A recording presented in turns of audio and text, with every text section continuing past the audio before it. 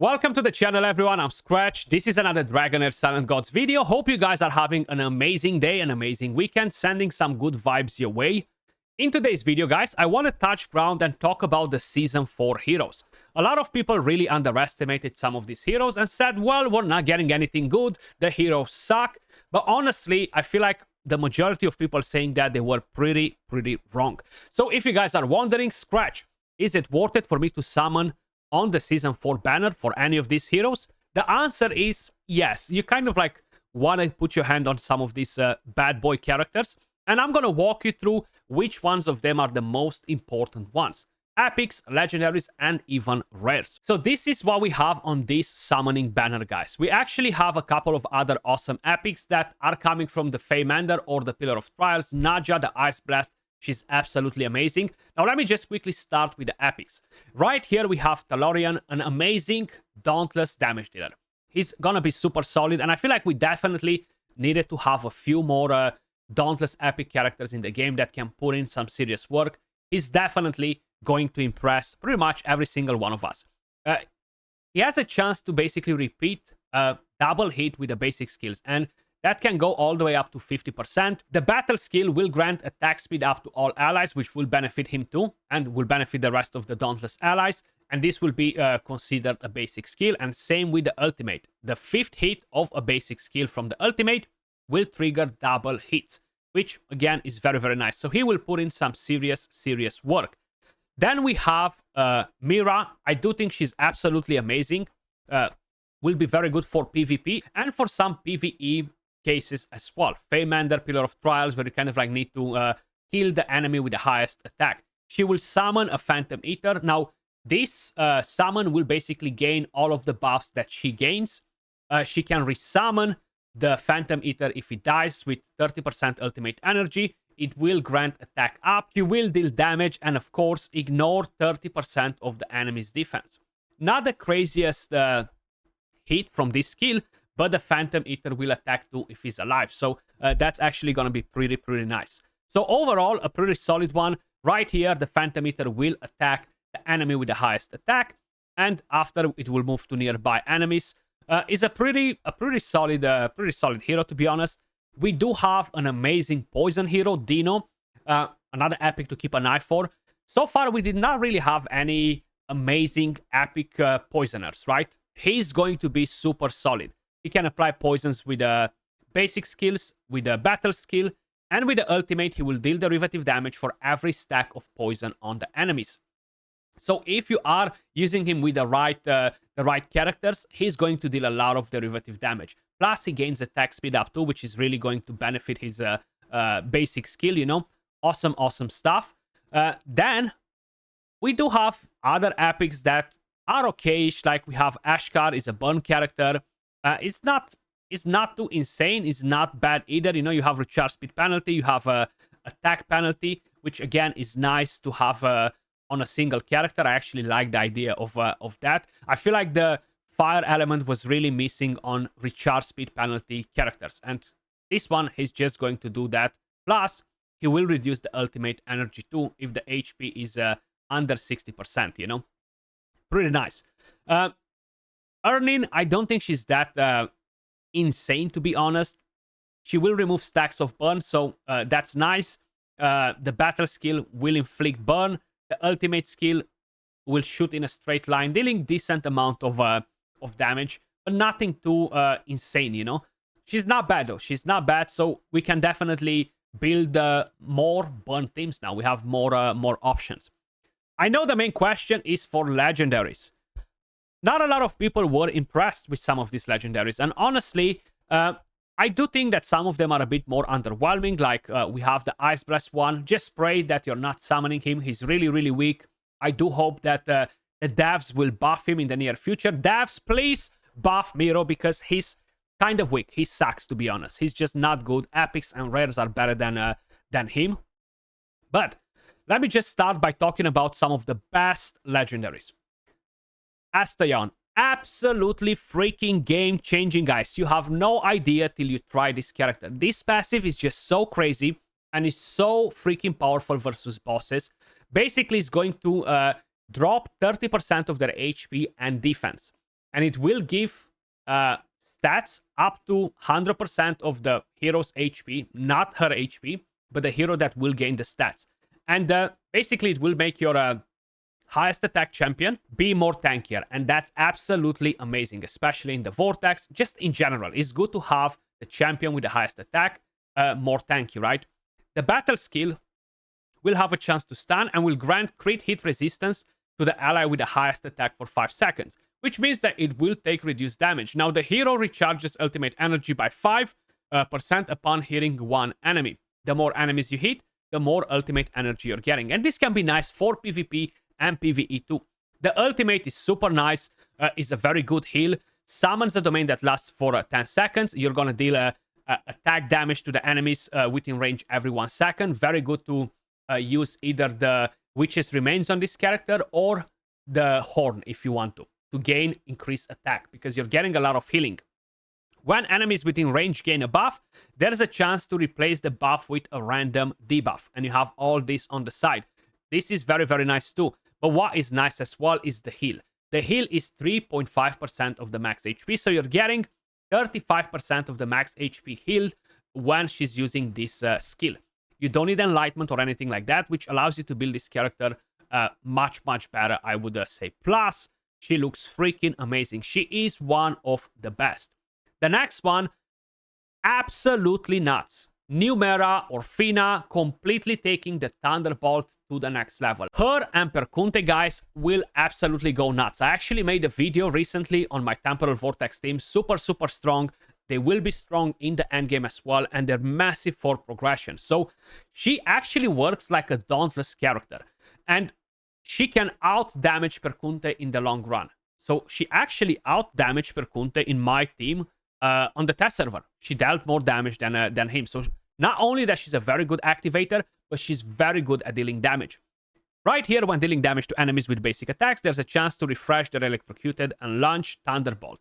So she will accumulate stacks of Overwhelm on Perkunte, which will benefit him a lot. The basic skill strikes the enemy 3 times, each dealing 175% attack damage, and has a chance to inflict electrocuted on them for 6 seconds. When enemies are under electrocuted, the damage ignores 30% of their defense. And the ultimate skill enters overload state, gains attack speed up, and for 15 seconds, basic attacks will shoot 2 extra bullets to deal attack lightning damage, with each bullet prioritizing a different target.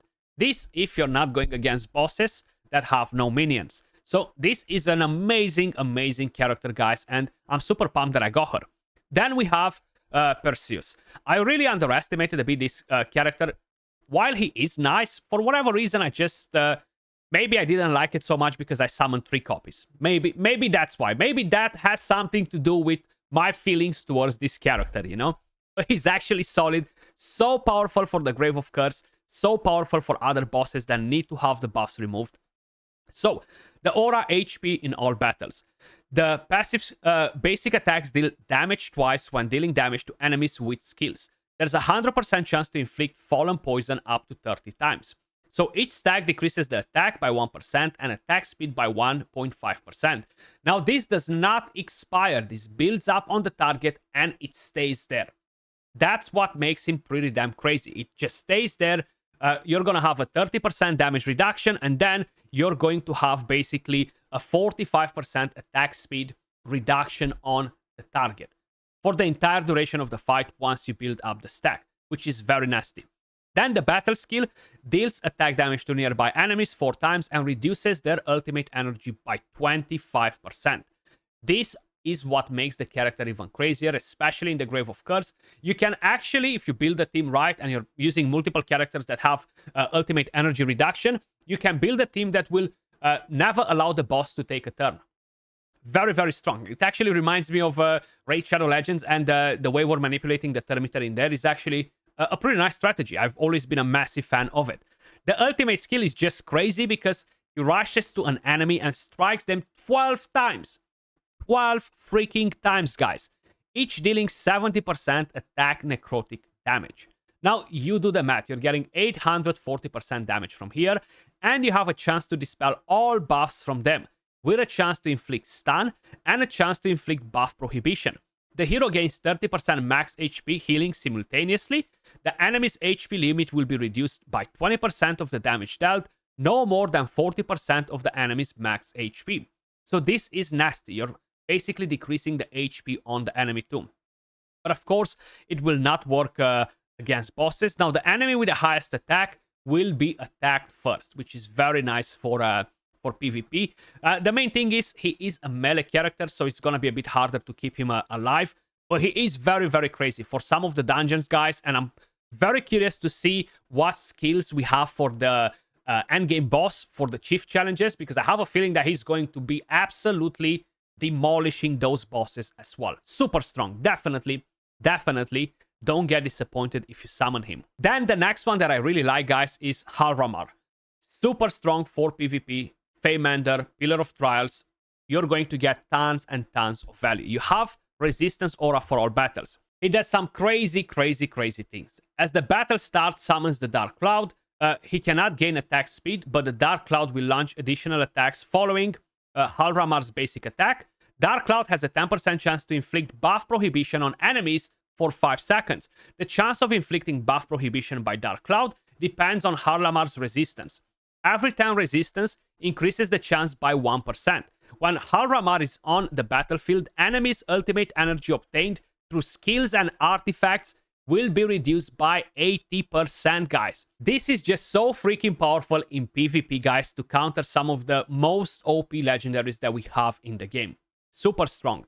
The battle skill will basically put orientated taunt on them for 3 seconds on a single target, and it will put attack penalty. Now, the taunt will basically do the following thing.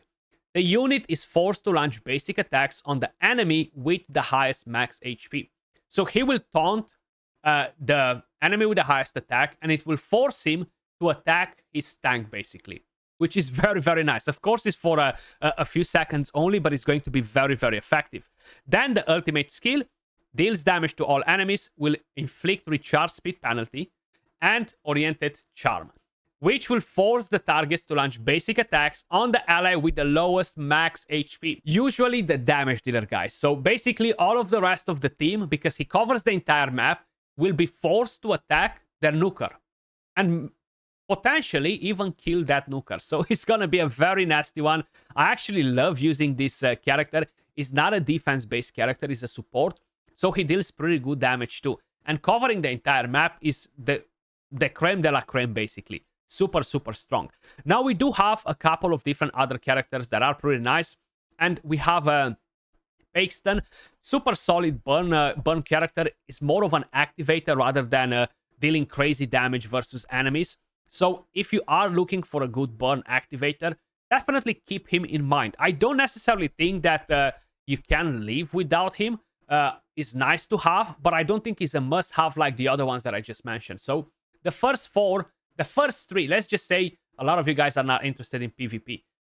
But the first 3 characters are absolutely game-changing. And honestly, I cannot recommend them enough because they're super impactful. So this one is a pretty good one too. Mainly to activate other burners, and it will deal a decent amount of damage. I'm just not such a big fan of him dealing derivative damage. I would have rather had this character ignore some defense, just do raw damage, so you can give him a easier build, right? It's much harder to build characters that deal attack and derivative damage too, because you need some enlightenment on them, and it's a bit harder to make it work. Like this skill, for example, too. You need enlightenment, you need attack, crit rate, you need crit damage. So basically, you're just adding stats over stats. Plus, you need the accuracy, you know? But it's nice to have the morale buff too. We do have this one, Shakla. I'm not a big fan of her, guys, because she's not really doing that much to help the other aura characters. I think she's decent, but I still decided to build some of the older aura characters to start the season with. I think she can be nice, but I don't think she's that wow. You know, it's not something spectacular that you really need. We do have Master Defense, a tank for the lightning element. Pretty interesting one. Strikes the enemy 3 times with a chance to deal attack and max HP damage. The first strike has a chance to inflict attack penalty, the second recharge speed penalty, and then accuracy penalty. Now this one, unfortunately, is a character that I haven't summoned. I'll be very honest with you guys. I would love to get this tank. I feel like he's a very solid tank overall. He brings a lot of debuffs that are massive for pretty much all of the bosses, you know. So I do think that is nice. He does have control immunity, crit damage resistance. Overall, a pretty solid ultimate skill. Now, the passive will give you HP for arena. The battle skill, as the battle starts, grants Great Reaver's favor to the ally with the highest crit damage. The ally under Great Reaver's favor gains 10% max HP shield for 5 seconds when taking damage. And he takes 60% of that damage instead. This effect only takes effect once every 12 seconds, which is not bad. Whenever taking damage for the ally, Master recharges his ultimate energy by 20% and has a chance to inflict taunt on the enemy with the most ultimate energy for 3 seconds. So this is a very solid passive. The battle skill deals damage and enemy max HP damage to the enemy with the most ultimate energy and reduces their ultimate energy by 20. The only thing that I dislike a bit about this character is that he's not getting any massive healing. You know, he's not getting any massive healing to be able to sustain himself, you know. So you need to offer him a lot of support at the same time. But he's a pretty nice one. If you are running him in PvE rather than PvP, and you're gonna have healers anyway, right? For chief challenges, Chaos Shadow bosses, he's absolutely going to be amazing in there. I can 100% guarantee you. Supporting your highest attack character, bringing all of these important debuffs to the fight will be massive. Plus, he can be an amazing character to apply defense down to because of the multi-hits.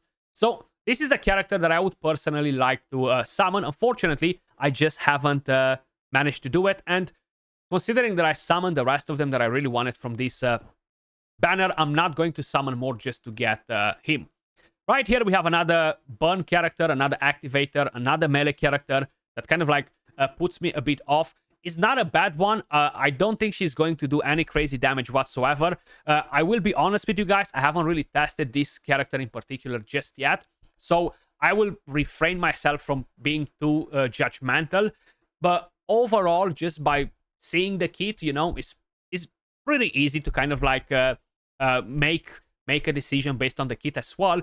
I'm not a big fan. I summoned a couple of her as well, and yeah, I will try to use her at some point later on. But for the moment, I'm not very impressed, and I don't think she's a must-have character. And then we have Wyfair. Again, he sounds awesome on paper. I just don't think he's very solid for endgame, and he's more of a gimmick, right? And it's definitely not a must-have.